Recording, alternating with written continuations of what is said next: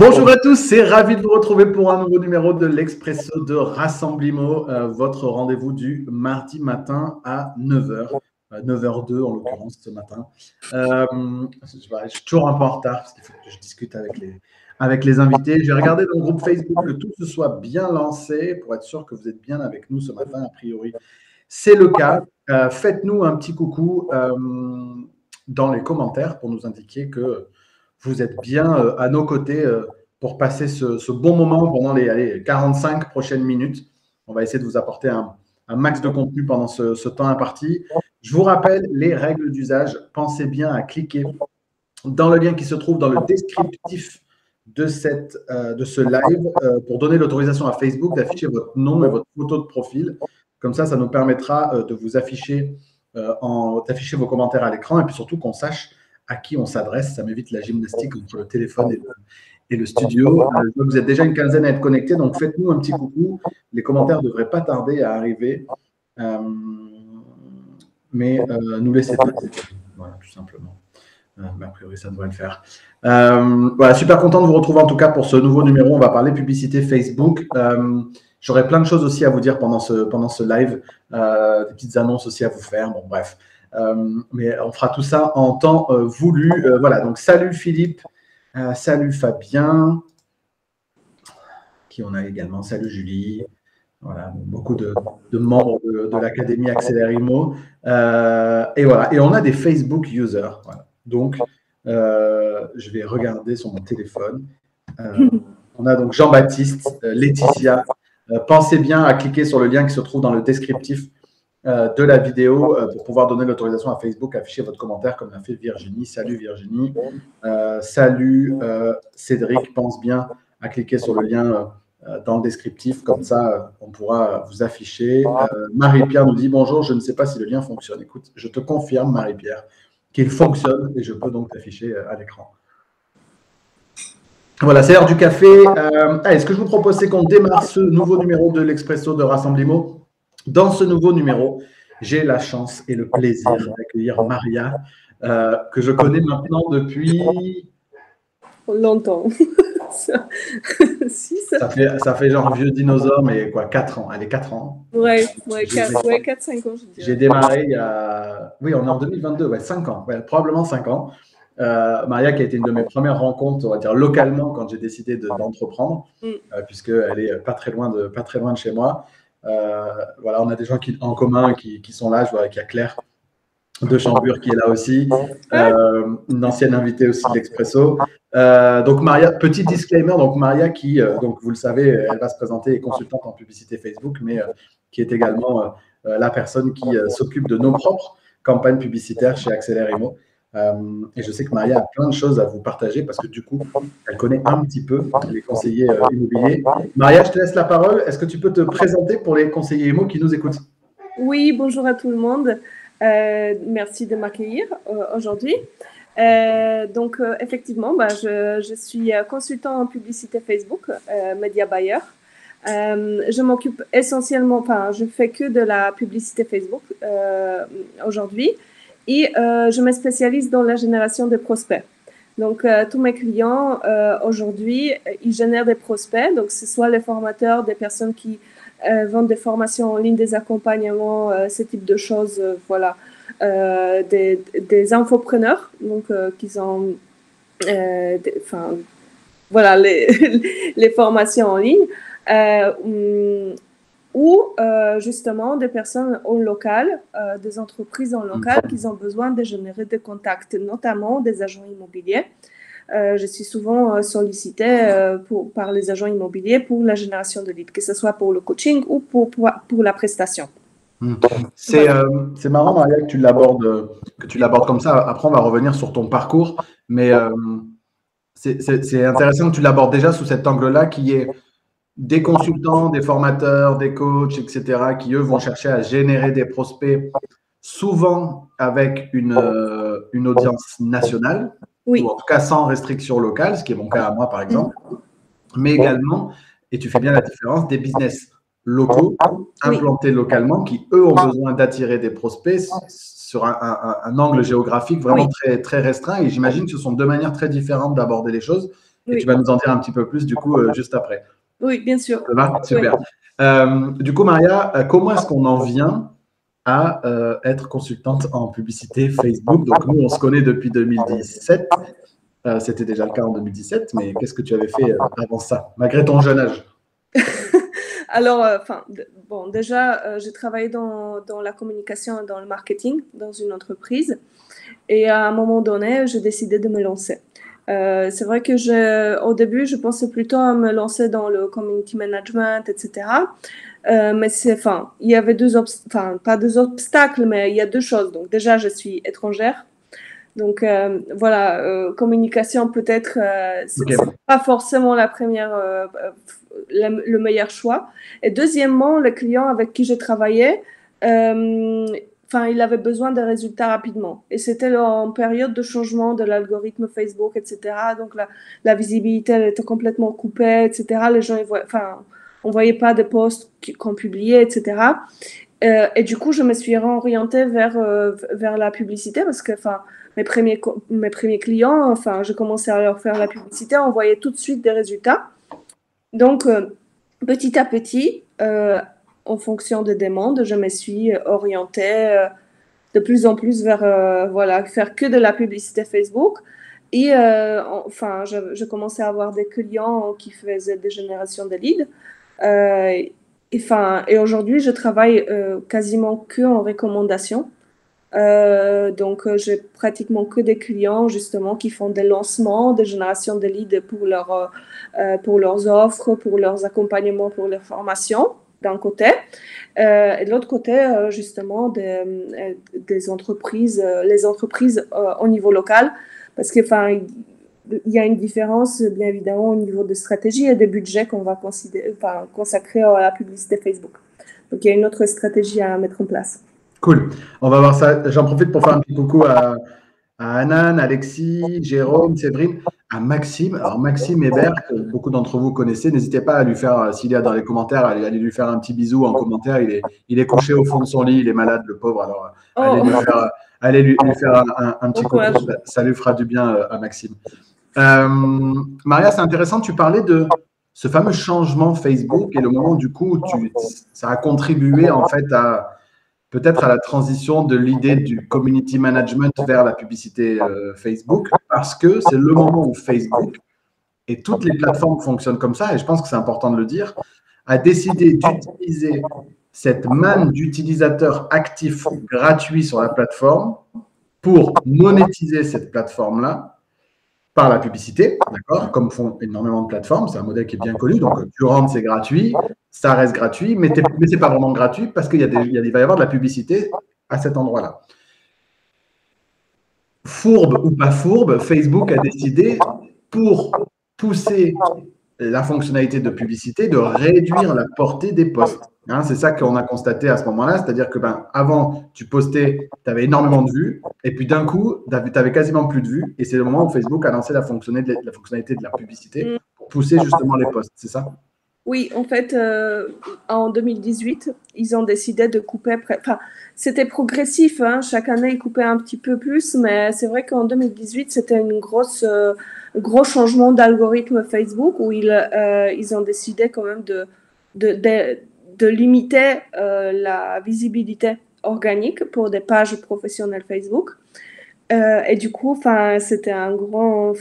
Les gens, ils savaient pas, les marketeurs, les entreprises, ne savaient pas trop comment se orienter. Donc, il y avait d'un côté des personnes qui ont commencé à communiquer sur leur profil perso, ils faisaient des profils perso, pro, etc. Où ils communiquaient avec des gens, ils les invitaient, etc. Soit on a vu cet engouement pour des groupes Facebook. Il y avait plein de groupes Facebook qui se sont ouverts à ces moments-là, parce que la visibilité est un peu plus grande dans les groupes, en fait. Mais c'est vrai que l'objectif de Facebook, c'était, ils considèrent que si vous êtes une entreprise, vous avez les moyens de payer la publicité. Donc, ils vous coupent la visibilité. Après, c'est une histoire, enfin, toutes les plateformes fonctionnent comme ça. On a connu la perte du reach sur Instagram récemment aussi. C'est pas encore le cas sur un LinkedIn ou sur un TikTok, etc. Mais enfin, c'est le modèle de ces plateformes-là qui vous permettent de les utiliser gratuitement et qui, à un moment ou à un autre, vont monétiser la quantité, les millions, voire milliards de personnes qui sont sur ces plateformes-là. Ça existait déjà avant de manière différente.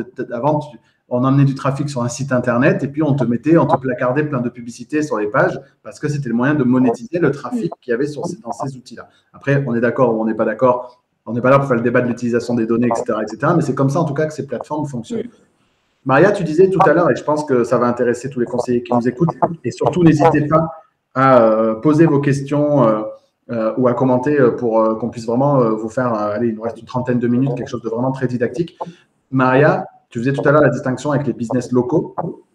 Donc, dans cette plateforme qui est internationale, dans une audience qui est francophone, en France, si je suis un business qui veut attirer des gens localement, comment est-ce que j'utilise ces outils un peu gigantesques pour attirer des gens dans mon business local, que ce soit d'ailleurs un commerce de proximité, comme le business d'un conseiller immobilier indépendant qui parfois n'a pas physiquement de point de vente?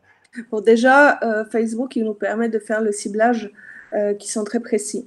Donc, quand on fait le ciblage au niveau local, on peut cibler vraiment, par exemple, pour les agents immobiliers, ce qui va être intéressant, c'est de cibler, par exemple, par quartier. Dans certaines villes, on peut cibler ville entière, on peut cibler la région, on peut cibler par code postal, en fait. Donc, c'est des ciblages très, très précis. Donc, ça, c'est très intéressant au niveau local. Pourquoi il y a cette distinction? Enfin, moi, je fais cette distinction entre deux types de clients parce qu'en fait, il faut savoir que comment on paye Facebook pour la visibilité. Plus on veut avoir de visibilité, plus cher on va payer.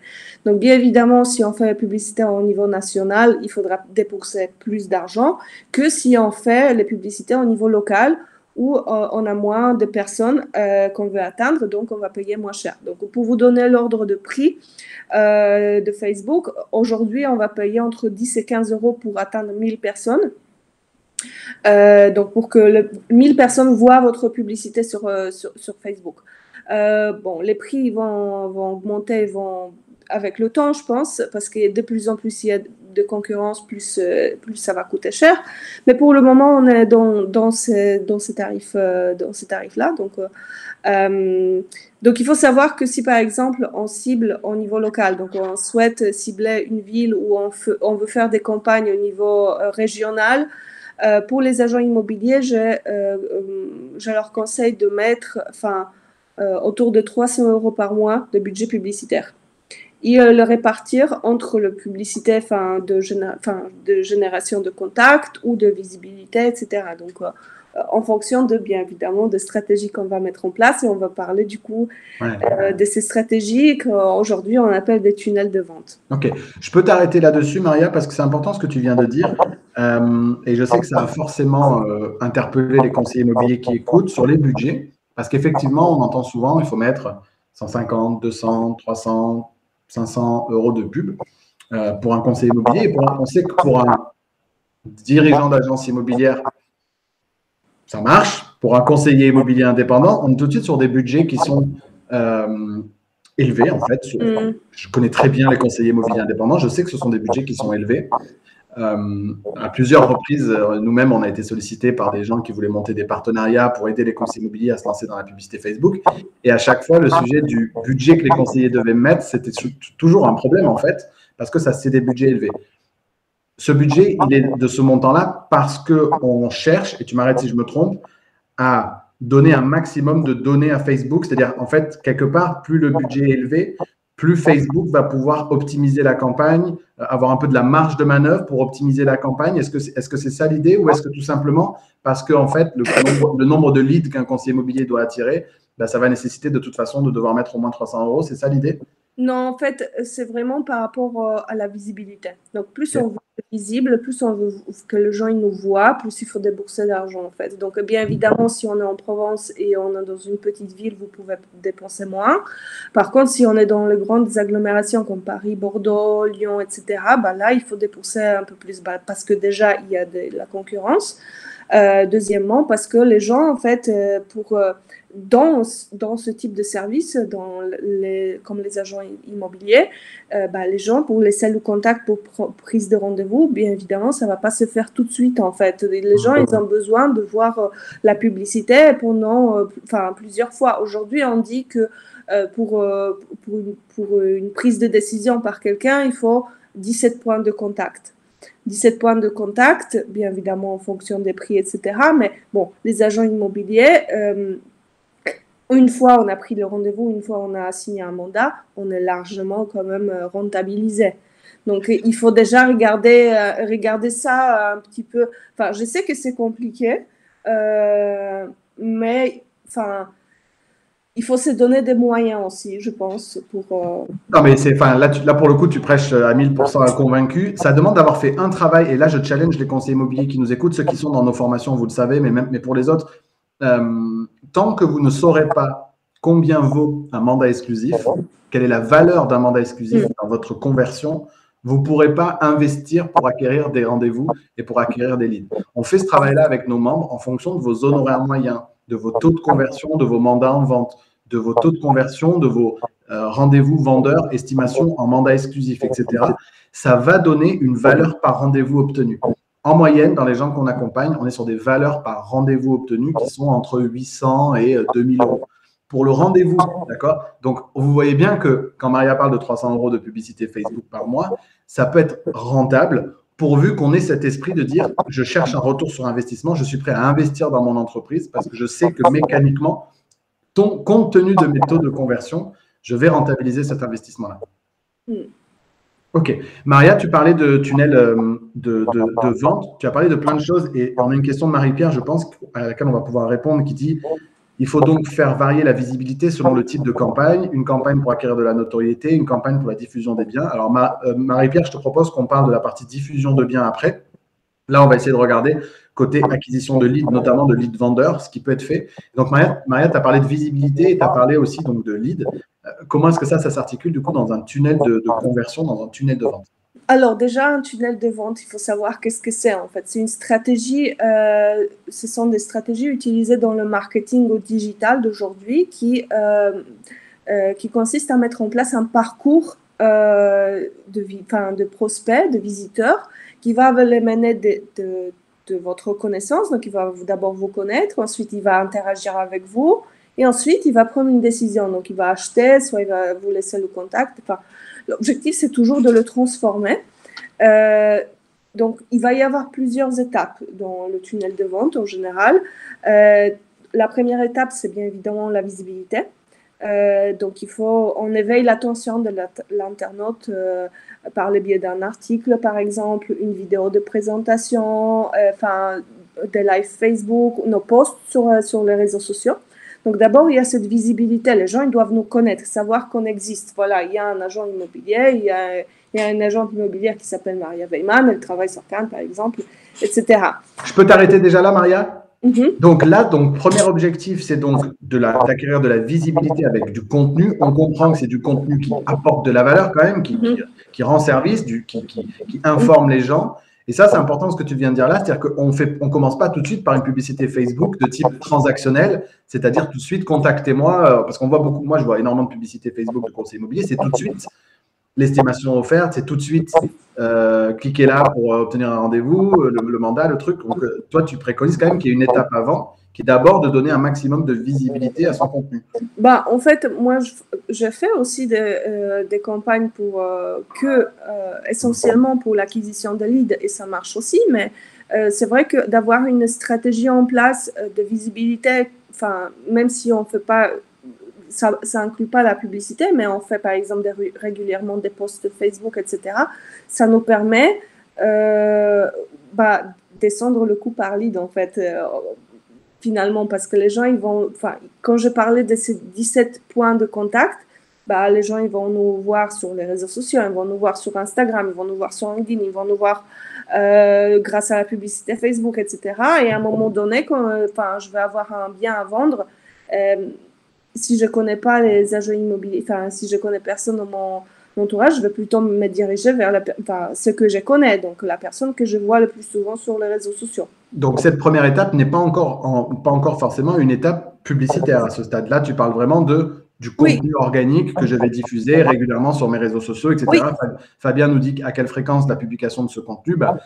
Le plus possible, 1 fois, 2 fois, 3 fois par semaine, du contenu qui apporte de la valeur. J'ai un live hebdomadaire, j'ai un guide, j'ai des conseils, j'ai qu'est-ce qu'il faut faire ce week-end dans ma commune, j'ai voilà, tout ce contenu organique qu'on va pouvoir diffuser va contribuer à rendre meilleure la publicité Facebook dans un second temps.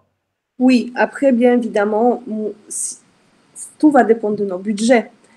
Plus on va faire des campagnes, plus il faudra débourser en publicité Facebook. Idéalement, ce serait bien de faire plusieurs types de campagnes. Par exemple, une campagne sur la visibilité, une campagne pour le trafic sur le site web et une campagne pour la génération de contacts. Idéalement, ce serait parfait. Après, bien évidemment, plus on fait des campagnes, plus il faut débourser d'argent. Donc, il faut faire le choix stratégique. Si on n'a pas des moyens de faire plusieurs campagnes publicitaires, soit on va mettre notre temps, donc on va consacrer notre temps à la communication organique, etc., pour ensuite faire des campagnes publicitaires ou en même temps les campagnes publicitaires. Soit si on n'a pas le temps, on va tout de suite, mais on n'a pas le temps, mais on a du budget, on va se dire, là, je vais faire une vidéo de présentation, ensuite je vais faire une campagne de trafic et ensuite je vais faire une campagne pour récolter des leads, par exemple.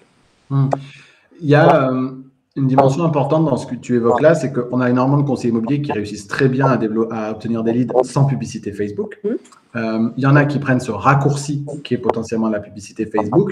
Ce que tu dis là, c'est que ça peut être un parfait complément. Et ça m'amène à une remarque que je fais souvent aux conseillers immobiliers, c'est que si tu fais de la publicité Facebook et que quand le gars, parce qu'il n'a pas encore vraiment confiance, il voit ta pub, mais il ne sait pas trop qui tu es, etc., il clique sur ton profil ou sur ta page et qu'il ne se passe rien dessus et qu'il n'y a pas de contenu et que ce n'est pas bien tenu et que c'est pas bien, parce que tu ne fais que du payant, quelque part, ça ne va pas contribuer à la rassurance et au fait que la personne a passé à l'action. Oui, ça peut être le cas. C'est pour ça que je dis que c'est beaucoup plus difficile de générer, plus difficile. Les gens, ils vont être plus réticents de laisser leur contact et du coup, la publicité, ça va nous coûter, le coût par lead va être plus élevé que si on avait une communication organique derrière. Les gens, ils nous ont vus plusieurs fois. Là, ça va descendre le coût par lead, le coût par contact, en fait. Est-ce que tu veux dire que du coup, on peut utiliser en plus la visibilité que l'on a eue sur ses posts sur Facebook ou le trafic sur son site internet pour recibler, retargeter, recibler les gens dans une campagne qui, elle, est plus génération de prospects, c'est ça? Exactement. Donc, on peut mettre des stratégies comme ça en place. Si on sait, par exemple, que on a une visibilité assez intéressante déjà sur Facebook, sur Instagram, etc. On a pas mal de trafic sur notre site internet parce que on a fait tout le travail en amont pour avoir ces données-là. Vous pouvez derrière créer une petite publicité de réciblage, donc de récibler toutes les personnes qui ont interagi avec vos posts, qui sont abonnés à votre page Facebook, qui sont allés sur votre site internet, etc., en leur proposant par exemple une estimation offerte ou autre chose, quelque chose d'offert en général pour qu'ils vous laissent leur contact. Donc, comme je dis, avec la publicité Facebook, il y a tellement de possibilités de mettre en place des stratégies. Tout va dépendre bien évidemment du budget que vous avez. Et là, à ce stade, plusieurs options, soit des publicités où la personne va cliquer pour arriver sur une page où elle va trouver du contenu, laisser ses coordonnées, etc. Ou alors des publicités où elle va directement avoir un formulaire directement dans la publicité, où elle va pouvoir laisser ses coordonnées directement dans la publicité. Oui, c'est ça. En fait, là, on rentre vraiment dans ces parcours d'utilisateurs, dans ce chemin d'utilisateur, un tunnel de vente, où vous pouvez mettre plusieurs types de stratégies en place. Donc, moi, j'ai scruté un petit peu, j'ai regardé qu'est-ce que les agents immobiliers font ou qu'est-ce qui s'est fait sur le marché. Et vous avez plusieurs possibilités. Donc, vous pouvez générer des contacts de différentes manières. Donc, Soit vous faites une publicité, vous redirigez des personnes vers votre site internet et vous récoltez le contact parce que vous avez par exemple une page d'atterrissage où les gens ils peuvent remplir le contact pour prendre un rendez-vous avec vous. Là, vous pouvez faire un tunnel hyper simple, donc publicité, landing page, prise de rendez-vous. Enfin, il n'y a pas intermédiaire. Oui. Je peux t'arrêter là. Donc, nous, c'est des choses qu'on a mis en place pour certains de nos clients. Donc, là, par exemple, ce serait une publicité avec un contenu. Oui. 5 conseils pour vendre sa maison à Cannes. Je cible mes clients localement. Je vais leur donner des conseils pour vendre efficacement sa maison. Ils vont cliquer pour télécharger un guide, par exemple. Ils vont arriver sur une page où il va y avoir une explication du guide, la possibilité de télécharger le guide en laissant un email ou des coordonnées, mais également potentiellement, et on aime bien faire ça, la possibilité d'ores et déjà, dès ce stade-là, de prendre un rendez-vous directement dans l'agenda du conseiller immobilier pour avoir un rendez-vous, un audit ou quoi que ce soit. Oui, ça c'est un deuxième type. Moi, je dirais c'est un deuxième type de tunnel de vente qui est avec une étape intermédiaire. Donc là, on va partir sur on va partir sur les questionnements, c'est qui notre public cible, qu'est-ce qu'ils ont besoin, qu'est-ce qu'ils recherchent comme information. Du coup, notre public cible, c'est les vendeurs. Bon, il y a aussi une partie d'acheteurs, bien évidemment, mais en général, c'est des vendeurs, des personnes qui vont chercher des conseils, comment vendre le bien immobilier, quels sont, enfin, je sais pas, ils vont naviguer sur Internet pour avoir des informations sur comment vendre le bien immobilier. Comment nous, en tant qu'agent immobilier, qu'est-ce qu'on peut mettre en place comme des conseils, des choses qui vont les intéresser pour que eux, ils laissent le contact en échange de ces informations-là. Donc, on peut mettre les e-books, on peut mettre des petites vidéos en place, des choses comme ça. Donc, la personne, elle va venir sur notre page d'atterrissage, va télécharger l'e-book. Et derrière, sur une page de remerciement, on peut directement lui proposer un rendez-vous. Donc, vous intégrez votre calendrier ou votre calendrier digital et les personnes peuvent directement se dire, bah oui, tiens, pourquoi pas, je prends un rendez-vous, c'est offert. Et là, c'est à vous de jouer. Donc, vous prenez un rendez-vous avec la personne, vous l'appelez, etc. En général, on est à peu près sur 10% de taux de conversion sur des tunnels comme ça. Entre 10% entre les personnes qui vont cliquer sur la page pour télécharger le guide et les gens qui le téléchargent, effectivement, ou les gens qui prennent le rendez-vous? Prennent un rendez-vous, normalement. OK. Ça devrait être 10% en général. Une bonne page, un bon tunnel comme ça devrait être 10%. J'ai déjà envie, mais le truc, c'est que, et tu as raison de dire ça dépend parce que tu n'es pas du genre à vendre du rêve, donc j'aime bien ça. C'est normal, tu as raison de dire ça peut dépendre de plein de choses. Là, ce qu'on est en train de vous dire, ça dépend de la qualité de ce qu'on appelle les créatifs, donc la qualité de la publicité, est-ce qu'elle est vraiment attractive, la qualité de la page, la qualité d'optimisation. Enfin, il y a plein de choses qui peuvent faire que les résultats sont différents, mais là, je fais un petit calcul dans ma tête. Si tu me dis que 10% des gens qui cliquent pour télécharger le guide prennent rendez-vous, je crois que j'ai un peu une idée du nombre du coût par lead, donc par personne qui clique pour télécharger le guide. Ça veut dire qu'on peut potentiellement avoir des rendez-vous à 300 € le rendez-vous, peut-être, quelque chose comme ça, 200 €. Oui, même moins, je dirais. Après, bien évidemment, ça va dépendre de l'agglomération où on est. Enfin, il y a plein de choses qui vont. Mais moi, ça me rend dingue parce que, en fait, quand tu vas dire à un conseiller immobilier qui va payer peut-être 150 € pour avoir un rendez-vous avec un vendeur, ça a l'air comme ça d'être énorme. Tu vas payer pour un rendez-vous, tu vois. Mais en fait, si ce rendez-vous, une fois sur 3, c'est un mandat exclusif, c'est largement rentabilisé, en fait. Mais ça demande cet effort d'investissement et cet effort en tout cas, cet état d'esprit, en tout cas, par rapport à ça. J'aimerais qu'on réponde à des questions, Maria. Je t'ai coupé en plein milieu, mais on a… et après, à Marie-Pierre, je ne t'oublie pas, on reviendra sur la partie acquéreur parce que j'ai peut-être des choses à te partager là-dessus. Jean-Baptiste nous disait, par contre, j'ai remarqué que les stats de Facebook sont généralement pas exactes au niveau du public touché. Est-ce que tu peux nous en dire plus là-dessus? Pas exact dans quel sens? Quand on fait le ciblage, ils mettent une estimation. Après, quand on lance une campagne, les statistiques, en général, les statistiques qu'on va récolter derrière, c'est assez exact par rapport à ce que nombre de vues, etc. Donc, les indicateurs sont plutôt bons. Après, oui, il peut y avoir des différences, par exemple, si on redirige vers le site internet, etc. Parce Nous, que on sait qu'on en a des différences, hein, des fois, sur nos campagnes, Maria. oui, on a des différences parce que il y a eu des changements encore cette année avec la mise en place des iOS 14. Enfin, il y a des gens qui ont désactivé les cookies, etc. Donc, il y a certaines informations qui ne sont pas relevées par la plateforme publicitaire. Et il peut y avoir une différence, par exemple, entre le nombre enfin, si on fait par exemple des inscrits à webinaire, il va y avoir plus d'inscrits en webinaire chez toi dans ton tunnel que moi, ce que je vais voir sur Facebook. Parce qu'il va pas, enfin, s'il y a quelqu'un qui s'est inscrit mais il a désactivé les cookies, bah, Facebook, il n'a pas la possibilité de relever cette donnée-là. Donc, il peut y avoir des différences. Mais en général, quand on fait une campagne publicitaire, derrière, on regarde les indicateurs en ce qui concerne le nombre de clics, le personnes qui ont vu la publicité, les impressions, etc. Ça, c'est exact. Ok. Fabien nous dit qu'est-ce qui marche le mieux entre un lead form, donc un formulaire directement de contact, et une landing page sur le site. Ça dépend. Enfin, chez certains agents immobiliers, ça va être l'un, chez les autres, ça va être l'autre. Enfin, et en plus, il faut traquer le lead jusqu'au bout. Parce qu'en plus, tu peux avoir quelque chose qui est biaisé parce que tu vas te dire, tiens, le formulaire, ça me coûte moins cher parce qu'il y a moins de friction. Donc, les personnes, ça va coûter moins cher d'avoir un formulaire, par exemple. Hein.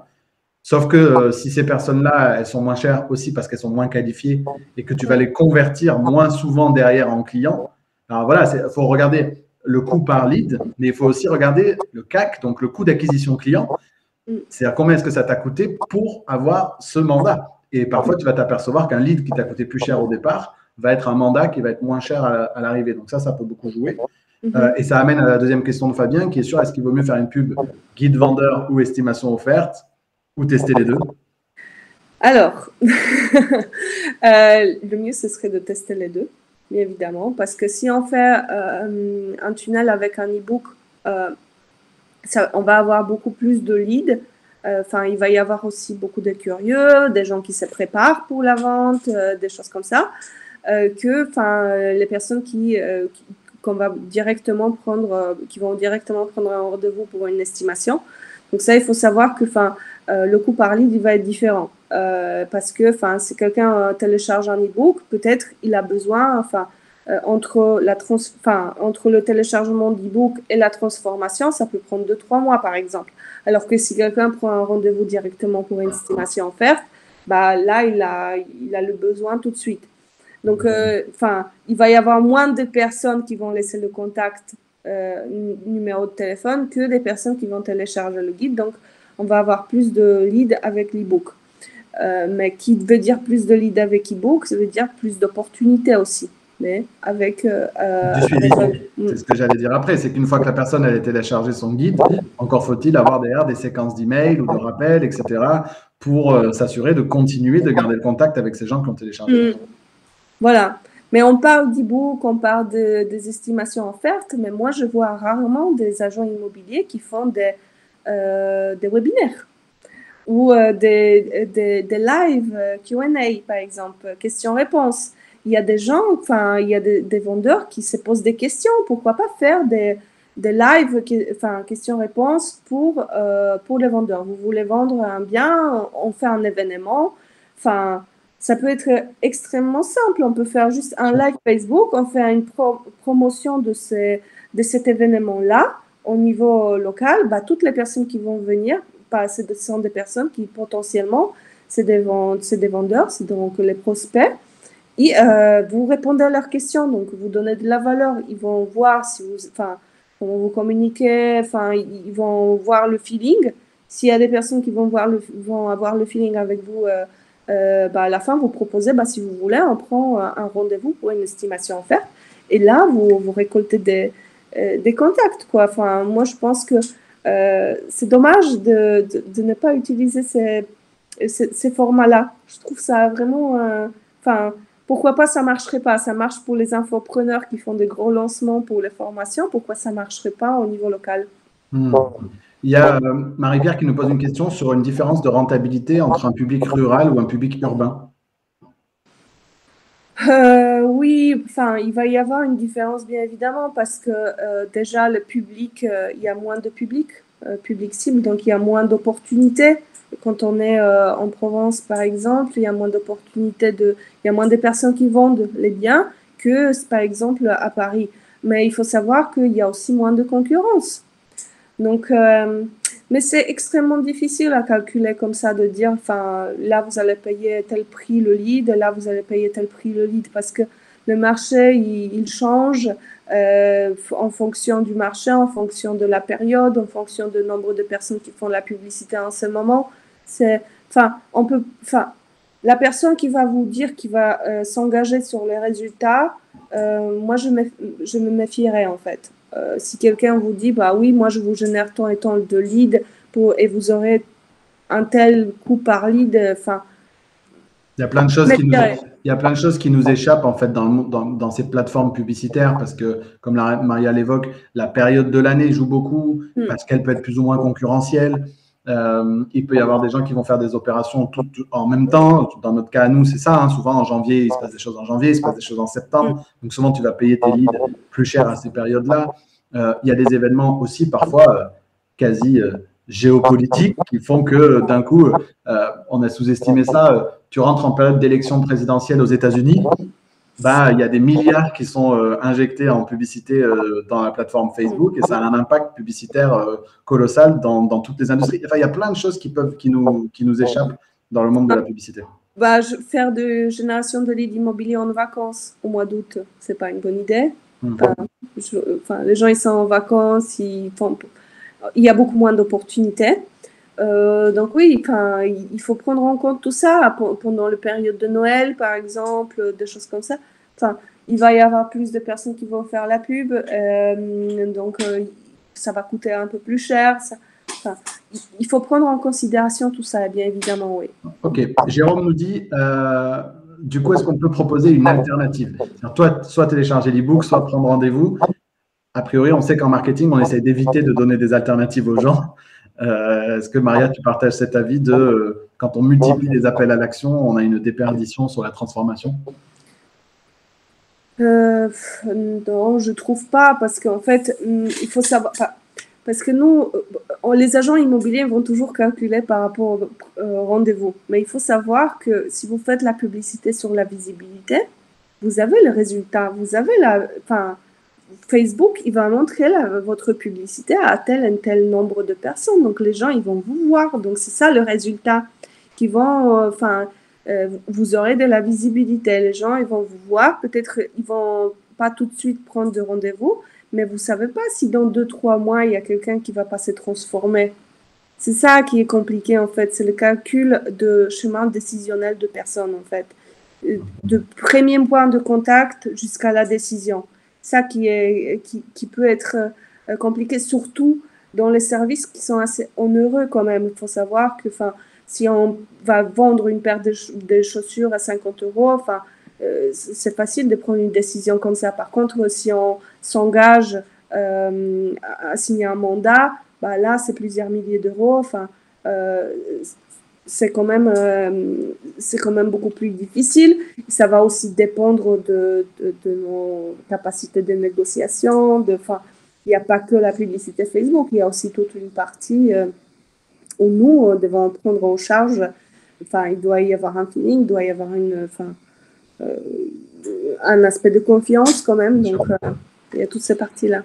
Fabien nous dit, mais tu as répondu un peu tout à l'heure, est-ce qu'on peut partir du principe que tout ce qui se fait pour les infopreneurs peut s'appliquer sur les conseillers immobiliers? Oui, c'est ce que je disais, oui. Justement, pourquoi pas. Moi, on va vous mettre à disposition un petit PDF comme ça avec des tunnels de vente que, je dessinais pour vous, mais tunnel de vente par publicité Facebook, page d'atterrissage pour inscription webinaire par exemple, ou inscription live. Les personnes qui vont s'inscrire, mais ils vont pas prendre de rendez-vous. On fait une publicité de réciblage pour leur offrir un rendez-vous en même temps, pour récolter les leads a posteriori de l'événement. Par exemple, toutes les personnes qui ont téléchargé l'e-book, ils n'ont pas pris de rendez-vous, leur proposer une publicité de réciblage pour la prise de rendez-vous, etc. Moi, si demain je me reconvertissais en agent immobilier, je ferais ça.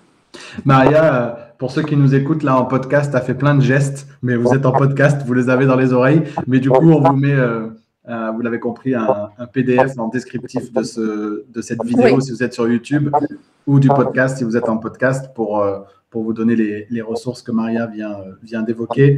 Marie-Pierre complétait sa question tout à l'heure par rapport à public urbain ou rural. Est-ce que tu as l'impression qu'il y a une sensibilité plus forte à la publicité Facebook sur des territoires très éloignés des grandes agglomérations où on a tendance à dire que dans les grandes agglomérations, les gens sont plus connectés, donc peut-être plus sensibles à l'usage de ces plateformes, etc., ou à la publicité. Est-ce qu'il y a vraiment des différences en fonction des territoires? Il peut y avoir des différences, bien évidemment, par rapport au public cible, mais c'est toujours par rapport à la visibilité. Après, Facebook, c'est une plateforme où la plupart des personnes ont leur profil Facebook et on a plutôt l'habitude d'aller sur ce type de plateforme-là, de Facebook, Instagram, etc. Donc, je pense pas que des personnes qui sont à la campagne, c'est des personnes qui ne sont pas digitalisées. Aujourd'hui, on a Internet, tout le monde a le smartphone. Enfin, non, je ne ferais pas une distinction comme ça, vraiment. En tout cas, à partir du moment où elles sont sur Facebook, elles ne sont pas moins sensibles à la pub. À la limite, est-ce qu'il y en a plus ou moins qui utilisent Facebook? Je ne sais pas, peut-être. Mais à partir du moment où elles utilisent Facebook, en tout cas, elles ne sont pas moins sensibles à la publicité que les autres. Oui. Enfin, moi, je pense que l'utilisation des réseaux sociaux, elle est un peu pareille. Enfin, peut-être que je dirais plutôt différence au niveau de l'âge plutôt qu'au niveau de où les gens ils habitent en fait. Ok. On va prendre une question de Fabien et puis ensuite, je vous invite à poser les dernières questions à Maria. Fabien nous dit quel avantage de faire des publicités sur Facebook plutôt que sur YouTube ou Google. Alors, toi, tu vas donner ta réponse, Maria. Moi, ce que je vais juste te dire, c'est que souvent, en prospection, je vous le dis, quel que soit la type de prospection, qu'elle soit publicitaire ou qu'elle soit votre prospection terrain, la prospection, c'est toujours du « et », c'est pas du « ou ». Donc, moi, ma réponse à moi, ce serait dire que tu peux faire les deux. Maria, elle, va expliquer quelles sont potentiellement les différences. Vous avez compris qu'elle s'est spécialisée sur Facebook. Moi, ma réponse, Fabien, ce serait de dire pourquoi pas faire les deux. Mais vas-y, Maria. Oui, bien sûr. Le mieux, c'est de faire du cross-canal, idéalement. Mais qui dit du cross-canal dit aussi des budgets plus conséquents.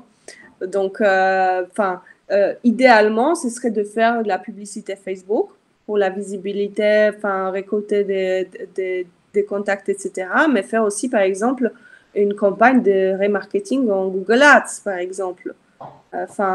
Ou faire du Google Ads en même temps que publicité Facebook. Par exemple, on dit souvent d'ouverture de la fenêtre de conversion, on appelle ça comme ça dans le digital, c'est que la personne, elle va vous voir sur Facebook grâce à la publicité Facebook.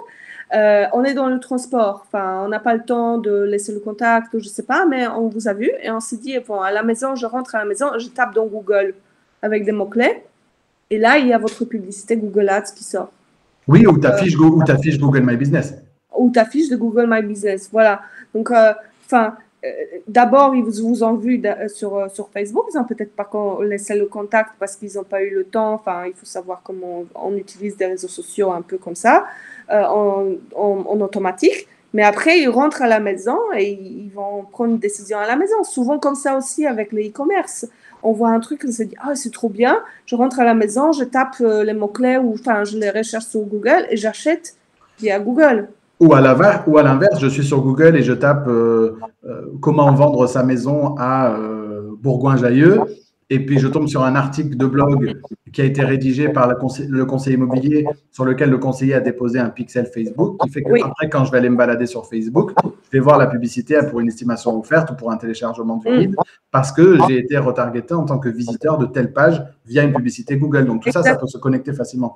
Exactement. Comme je dis, il y a tellement de stratégies, on peut faire tellement de choses. Pourquoi pas faire une étude de cas, un article d'étude de cas, une vidéo, étude de cas pour vente immobilière. Même pour les personnes qui font, bon là je vais peut-être dévier un peu, mais pour les personnes qui font de la location, etc., ou vendre des biens, font la publicité, au lieu de faire plusieurs visites, la première, vous faites un live.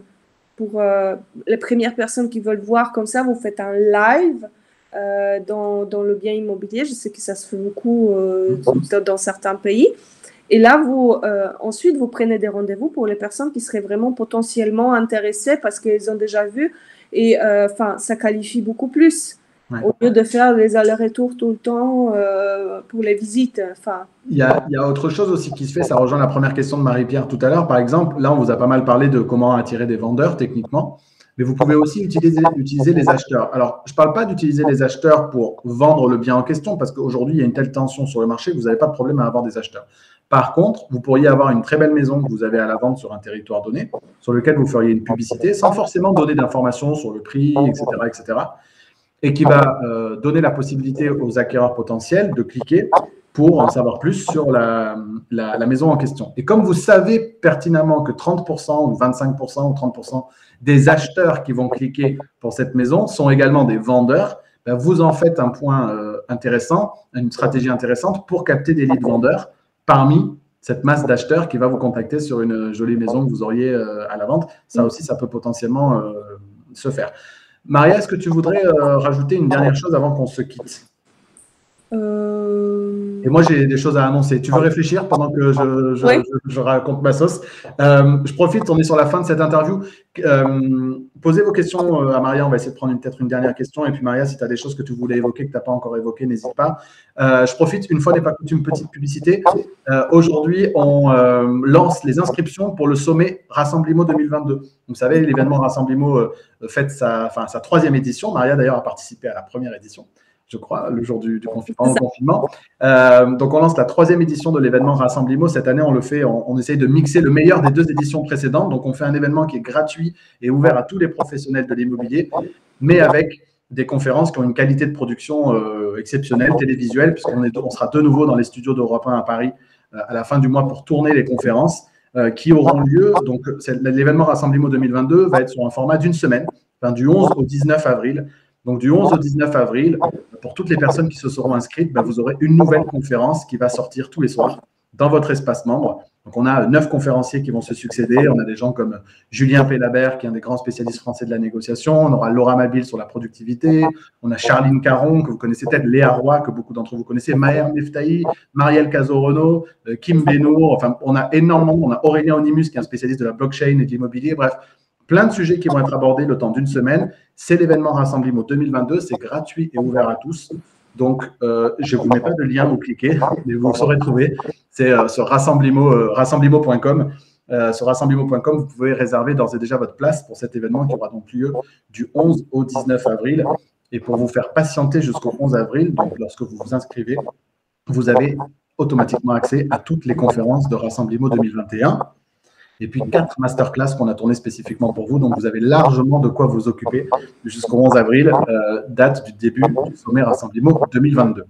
Voilà pour la petite annonce.